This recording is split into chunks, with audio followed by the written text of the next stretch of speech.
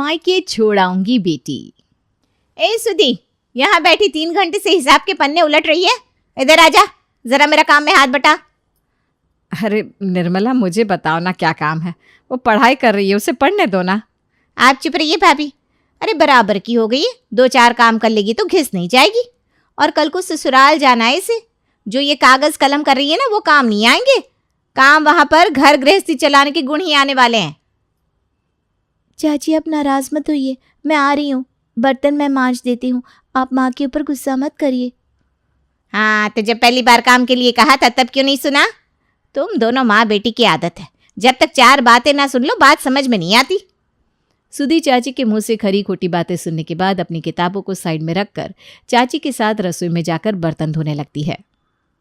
पता नहीं क्या दुश्मनी है इस निर्मला को मेरी बच्ची से।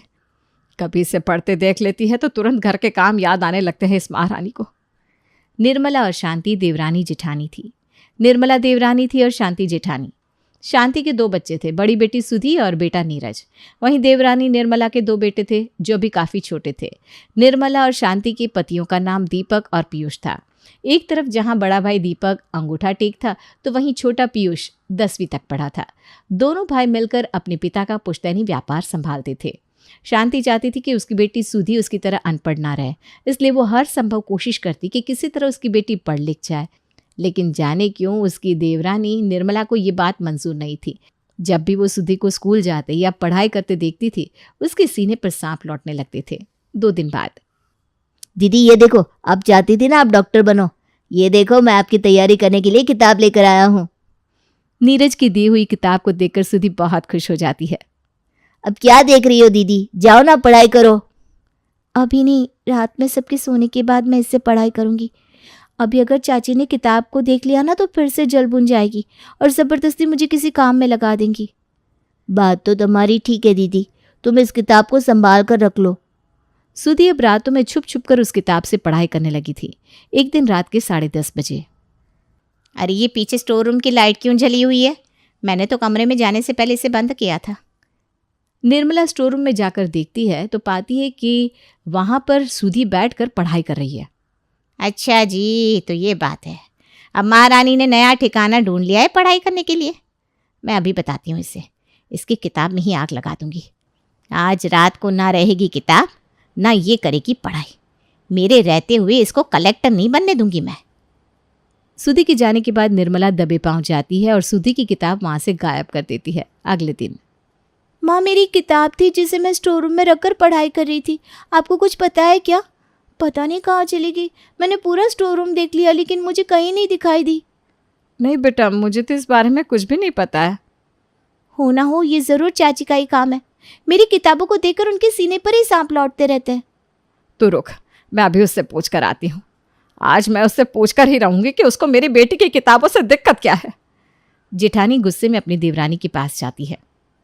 निर्मला देख, इससे पहले कि मुझे गुस्सा आ जाए, सुधी की किताब वापस कर दे। एक तो वैसे ही इसके बाबूजी किताब खरीदने के लिए पैसे नहीं देते। किसी तरह पाई पाई जोड़कर नीरज जिसके लिए वो किताब लेकर आया था।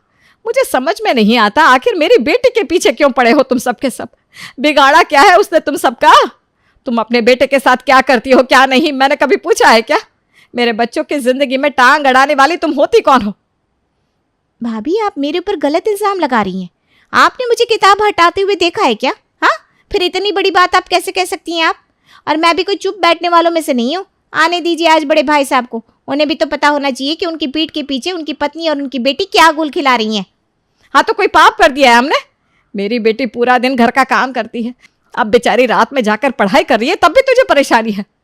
शांति और निर्मला अभी आपस में बहस कर रही थी कि इतने में शांति का पति दीपक घर आता है। अरे क्या हो गया? क्या तमाशा लगा रखा है तुम लोगों ने? जानती नहीं हो ये हमारे घर आने का समय है? चाय नाश्ता तो हमें कोई देने से रहा, ऊपर से घर को भिंडी बाजार बना रखा है। भाई साहब आज तो दूध का दूध और पानी का पानी होकर रहेगा। आप ही बताइए, आपकी बेटी सयानी हो रही है, अगर मैं उसे घर के 2-4 काम करने के लिए कह भी देती हूँ तो उसमें बुराई क्या है? कल को उसे भी तो अपने ससुराल जाना है ना, क्या वहां पर उसको ये सब काम नहीं आएगा? हाँ तो इसमें बुराई क्या है? अच्छी बात है, अच्छी तरह घर गृहस्थी के काम सिखाओ उसे। कल को दूसरे के घर जाकर हमारी नाक नहीं कटनी चाहिए। अरे 17 साल की बच्ची है वो, ये उम्र उसके घर के काम करने की नहीं बल्कि पढ़ाई लिखाई करने की है। क्यों मेरी बच्ची का भविष्य बिगाड़ना चाहते हैं आप लोग? तुम चुप रहो शांति। खुद तो तुम अंगूठा टेक हो और बातें ऐसी बड़ी बड़ी बना रही हो जैसे किसी जिले की कलेक्टर हो। अरे जैसे तेरी कट गई ना वैसे ही सुधी की भी जिंदगी कट जाएगी। अच्छा लड़का ढूंढेंगे इसके लिए, बाहर जाकर कमाने की नौबत ही नहीं आएगी। और छोटी चीकी तो कह रही है औरतों को घर गृहस्थी के काम में निपुण होना चाहिए। शादी के बाद कोई नहीं पूछता लड़की के पास कितनी डिग्री है। अरे कैसे बाप है आप? मैं कहती हूँ हम लोगों ने पढ़ाई नहीं करी तो इसका क्या मतलब कि हमारे बच्चे भी अनपढ़ ही रहे? हमें तो अपनी तरफ से पूरी कोशिश करनी चाहिए कि हमारे बच्चे पढ़ लिख कर अपनी ज़िंदगी में कुछ अच्छा करें। अरे हमारा समय कुछ और था और अब समय कुछ और है। अगर मेरी बेटी पढ़ लिख कर कुछ बनना चाहती है तो इसमें आप लोगों को समस्या क्या है? देख रहे हैं ना भाई साहब आप, भाभी चाहते हैं कि ये सुधी उड़ना शुरू कर दे। अरे हम लोग अच्छी तरह से जानते हैं स्कूल कॉलेज के नाम पर आजकल की लड़कियां जो कर रही हैं ना वो किसी से छुपा हुआ नहीं है। कल को कोई ऊंच नीच हो गई ना तो किसी को मुंह दिखाने के काबिल नहीं बचेंगे हम लोग। बेटियां घर की इज्जत होती है और घर में ही अच्छी लगती है। अरे नहीं कराना हमको डिग्री डिप्लोमा, बस इज्जत से अपने घर में बैठी रहे और समय आने पर अपने ससुराल चली जाए। हमें तो बस इतना ही चाहिए। आप ही बताइए इन सब में मैं कुछ गलत कह रही हूँ क्या? तुम चुप रहो शांति। निर्मला बिल्कुल सही कह रही है। वो हमारी बेटी की भलाई तो चाहती है। चाहे वो लाख डिग्री डिप्लोमा कर ले लेकिन ससुराल जाने के बाद अगर कोई काम सही से नहीं कर पाई ना तो हम सबकी बदनामी होना तय है। तुम उसको बिगाड़ो मत। जेठ के मुंह से ऐसी बातें सुनने के बाद निर्मला का साहस और बढ़ गया था। अब वो पहले से भी ज्यादा छोटी छोटी बातों के लिए सुधी को टोकने लगी थी। 2 दिन के बाद, सुधी कहाँ जा रही है तू? चाची स्कूल जा रही थी मैं। अरे बड़ी बेशर्म है तू। अभी 2 दिन पहले भाई साहब ने क्या कहा कि हमें नहीं पढ़ाना तुझे। चाची इस साल मेरी 12वीं है, कम से कम 12 तक तो पढ़ लेने दो मुझे। फिर बहस करने लगी तुम मुझसे? घर में इतने काम पड़े हुए हैं और ये महारानी मटकते हुए स्कूल के लिए निकल ली। अरे जब सारे काम मैं ही कर लूंगी तो तू सीखेगी कैसे? जाकर मुन्ने को देख, बुखार है उसे कल रात से। मेरा जीना मुश्किल कर रखा है उसने। अच्छा ठीक है चाची, जाती हूँ। थोड़ी देर बाद, अरे सुधी बेटा तू तो स्कूल जा रही थी ना, फिर वापस कैसे आ गई? माँ चाची ने मुझे स्कूल नहीं जाने दिया। उन्होंने कहा कि मैं मुन्ने का ध्यान रखूं। जब बाप को ही बच्चों के भविष्य की चिंता नहीं है तो बाहर वाले तो हावी होंगे ही। अगर ये सब ऐसे ही चलता रहा ना तो मेरे बच्चे भी मेरी ही तरह जीवन भर अंगूठा छाप रह जाएंगे। उसी दिन शांति अपने भाई को फ़ोन करती है। भैया अब पानी सर से ऊपर गुजर चुका है। अगर यही हाल चलता रहा ना तो ये लोग मेरी सुधी को पढ़ाई छोड़कर घर में बैठने पर मजबूर कर देंगे। इतनी होशियार है मेरी बेटी, मैं उसके सपनों को इस तरह मरते हुए नहीं देख सकती। आप मेरे ऊपर एक एहसान करेंगे? अरे बोलना बहना, तुझे क्या मदद चाहिए? मुझसे जो बन पड़ेगा मैं ज़रूर करूँगा। मैं बस इतना चाहती हूँ कि आप मेरी बेटी को अपने यहाँ रख लें ताकि उसे पढ़ाई लिखाई का माहौल मिल सके और वो अपने सपने पूरे कर सके। ठीक है बहना, मुझे कोई समस्या नहीं है। तुम सुधी को मेरे पास छोड़ सकती हो। रात में निर्मला अपने पति से कहती है, अरे मैं कहती हूँ प्रॉपर्टी के कागज़ ना जल्दी बनवा लो। सुधी अगर ज़्यादा पढ़ लिख गई तो दिक्कत हो जाएगी। ये जो हमारा सपना है ना पूरी प्रॉपर्टी अपने नाम करने का, पापा जी का बिजनेस, ये मकान, ये सब अधूरा रह जाएगा।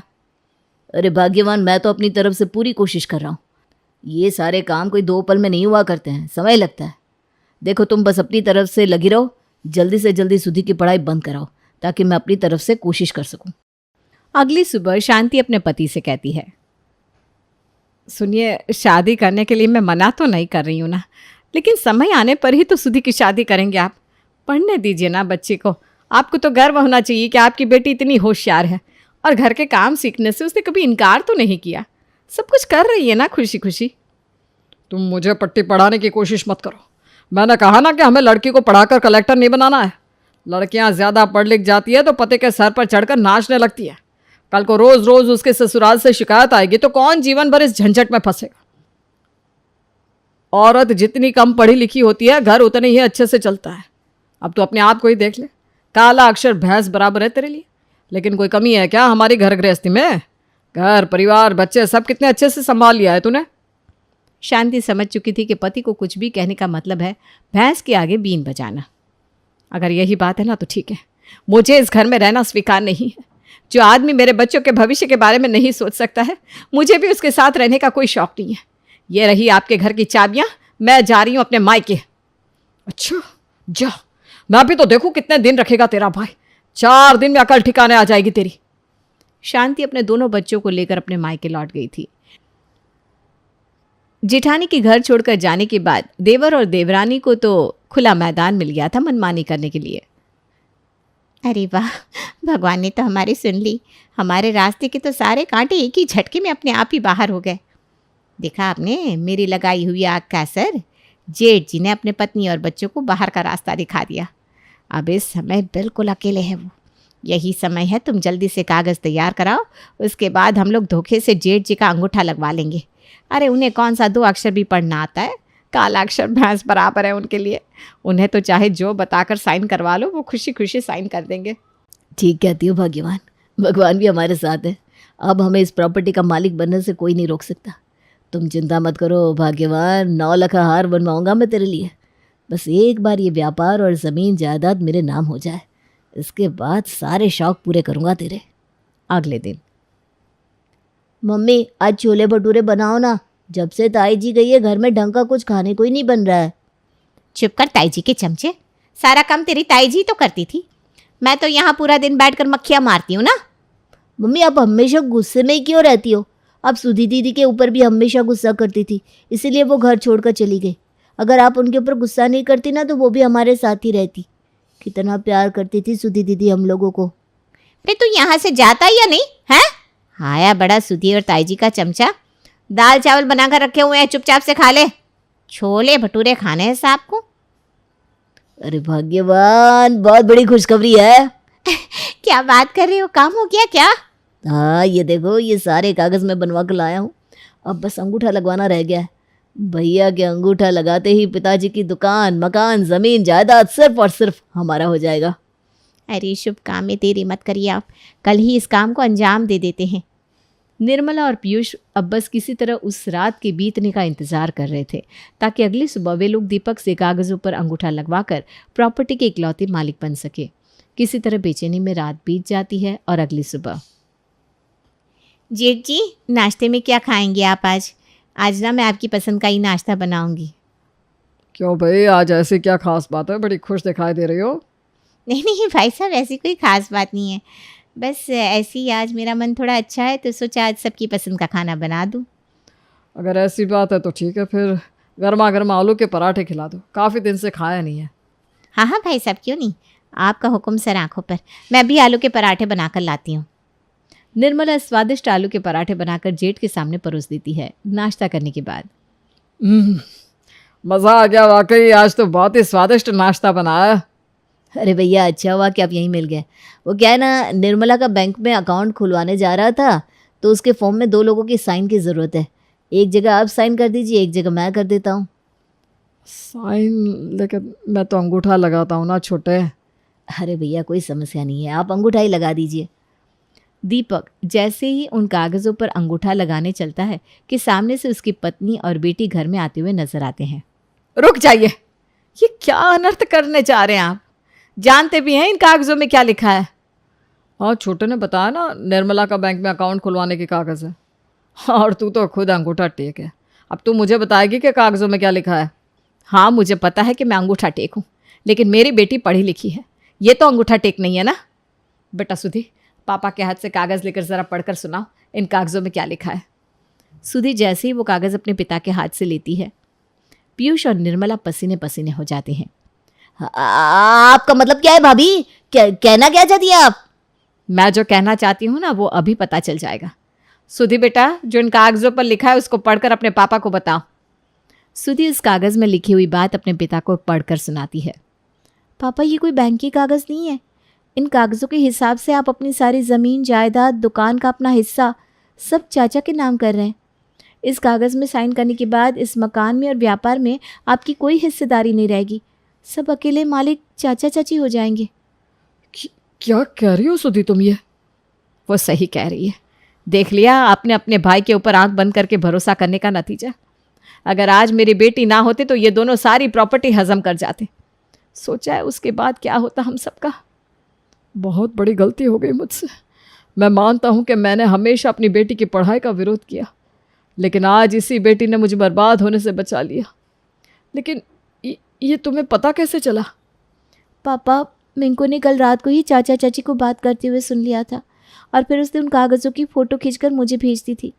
जैसे मैंने वो फ़ोटो देखी मेरे पैरों के नीचे से तो ज़मीन निकल गई और मैं दौड़ते हुए माँ को लेकर यहाँ चली आई।